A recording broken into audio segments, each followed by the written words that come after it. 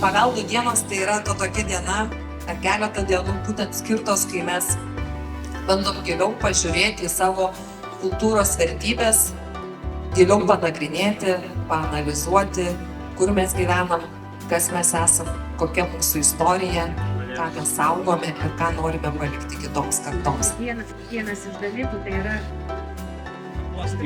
kaip plastilinas.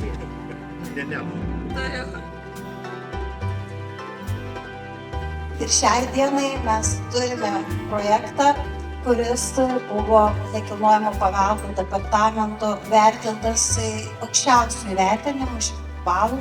Jame ir patys geriausiai specialistai, šiemet ne tik mūsų bičiuliai iš Lietuvos, bet ir nauji mūsų, tikiuosi, būsimi draugai iš Kuldigos. Šodien iebraucot jūsu pilsētā, es biju patiesi priecīga, cik daudz jūs esat vēl pilsētā saglabājuši senās ēkas.